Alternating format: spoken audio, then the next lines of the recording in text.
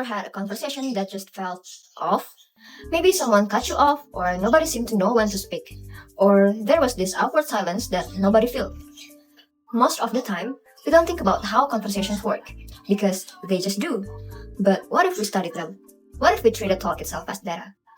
And that's exactly what conversation analysis does. CA is a method of linguistic research that has its roots in sociology. It was developed in the 1960s and 70s, largely through the work of Harvey Sachs, Emmanuel Skeglov, and Gil Jefferson. CA researchers approach communication as a jointly organized activity, like a dance between two people.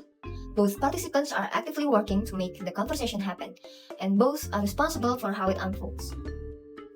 So why does this matter for linguistics? Because CA lets us study language in its most natural form, with people talking in real situation, not constructed sentences or not even a grammar exercise. It is an actual conversation.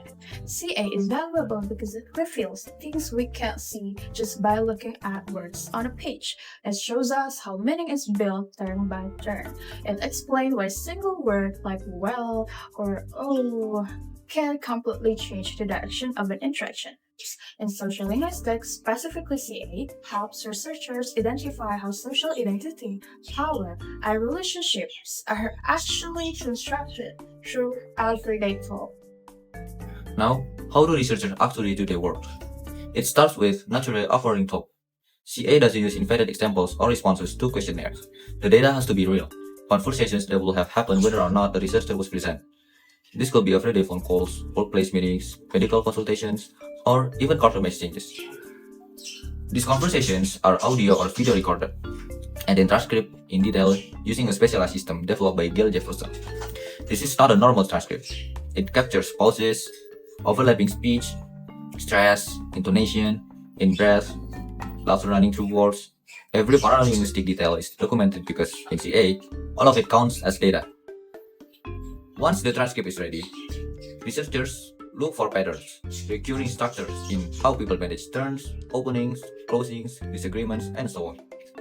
CA avoids starting with assumptions. The category for analysis emerges from the data itself.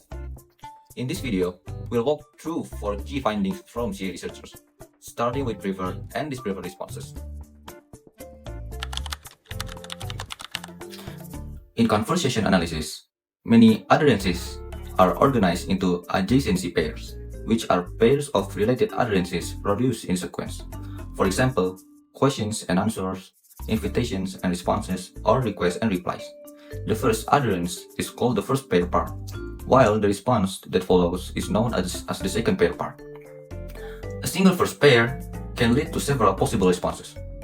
For this reason, conversation analysis researchers distinguish these responses into 2 categories: preferred responses and dispreferred responses. So, what exactly are they? A preferred response is a response that is socially and structurally expected in a conversation. In contrast, a dispreferred response is a response that is less expected and may create a sense of discomfort or interactional difficulty for the other speaker. Preferred responses are usually delivered directly, quickly, and without much explanation. To understand this better, let's take a look at the following example. Sham, where are you going now? I'm gonna eat. Wanna join? Yeah, why not?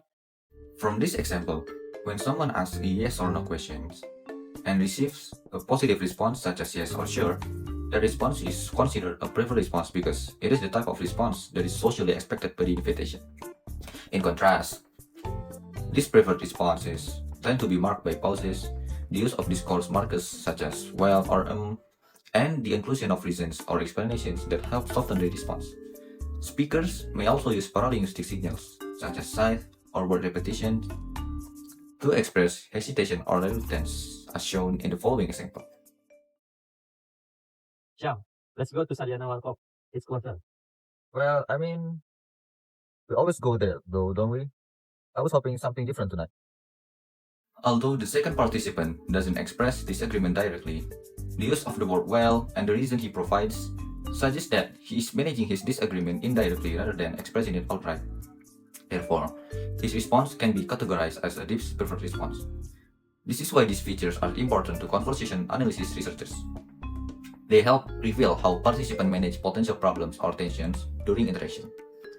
By analyzing details such as pauses, word choices, and the sequence of responses, researchers can gain a deeper understanding of the social meanings that emerge in conversation. So now, what is conversational feedback? Conversational feedback refers to signals given by the listener to show that they are listening, following, and understanding what the speaker is saying. In CA, these signals are often called feedback tokens or back channels. Conversation is a collaborative activity. Even when one person is speaking, the listener actively participates by providing feedback. For example, Dinan, what?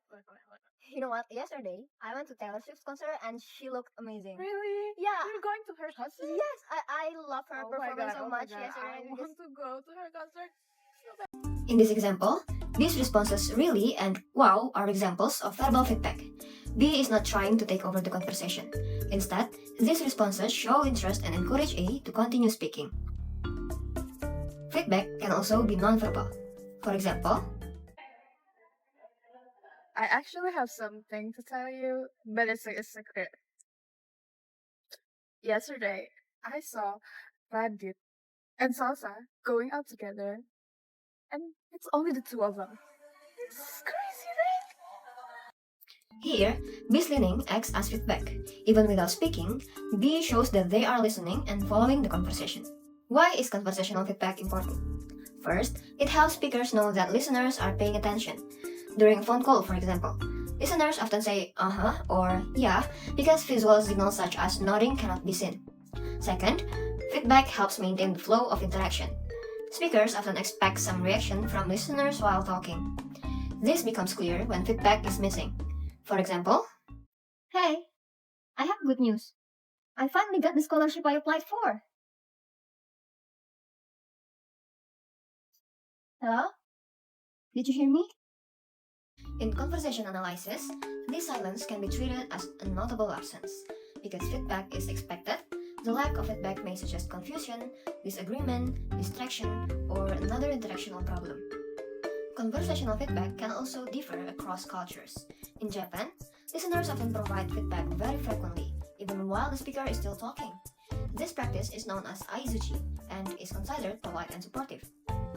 In contrast, many Western speakers tend to wait until the speaker reaches a possible completion point before giving feedback, because speaking at the same time may be considered an interruption. To conclude, conversational feedback is an important interactional resource in conversation analysis.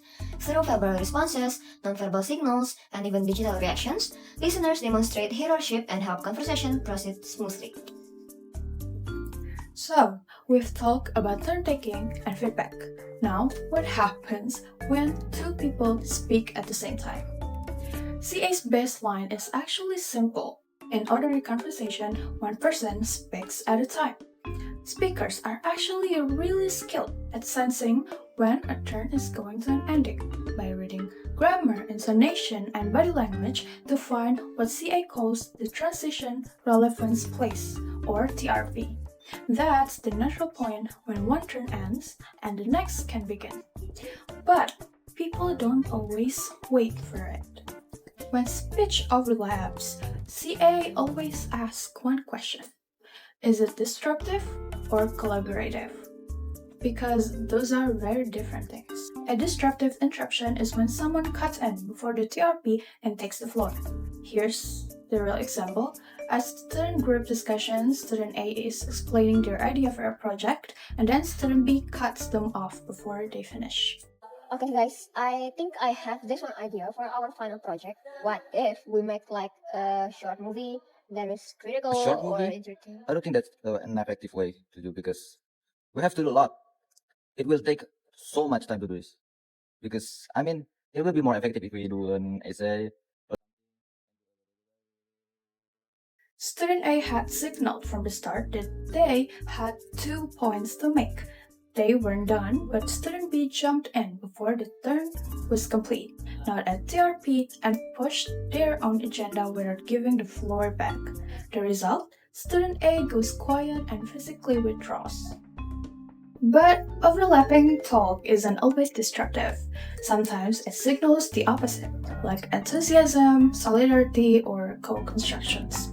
CA researcher Jennifer Kowitz calls this All together now, talk. Mhm. I don't know. I don't think I can do this. I need to eat.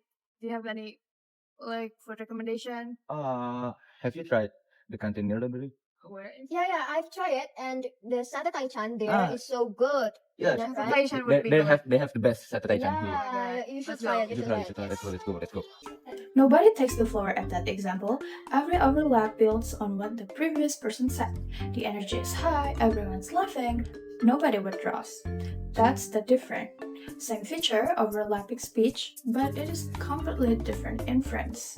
This isn't dominance, this is called solidarity. So, when CA analyzes interruptions and overlaps, here's what it looks for.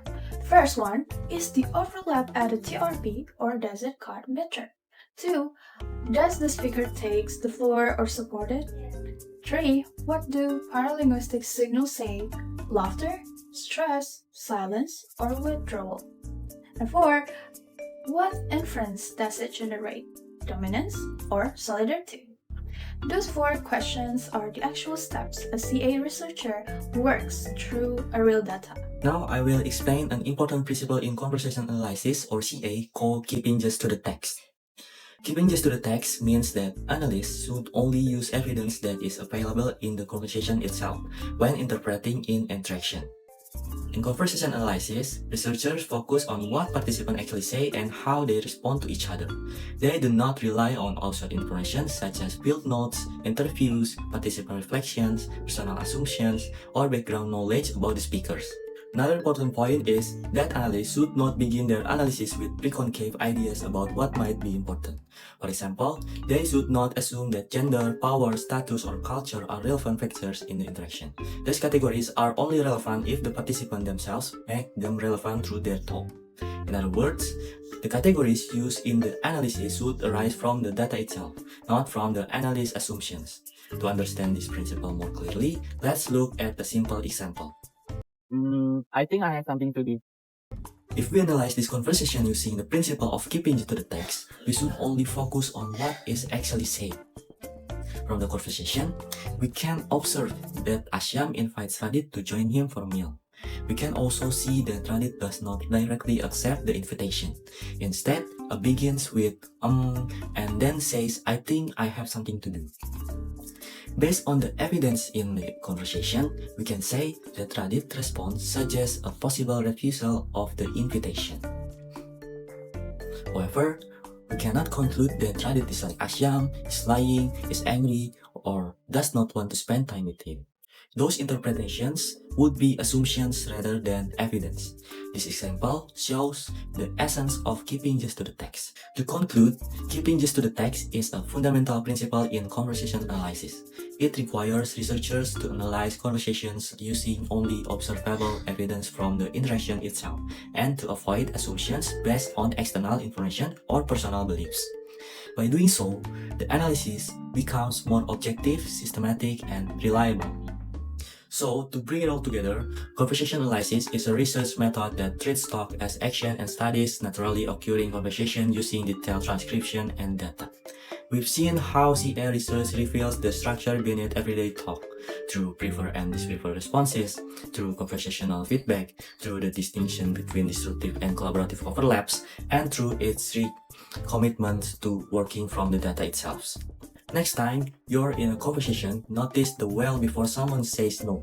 Notice who takes up space and who goes quiet. Notice how quickly people respond and what that speed tells you. You've been doing CA your whole life. Now you just have a name for it. Thank you, bye!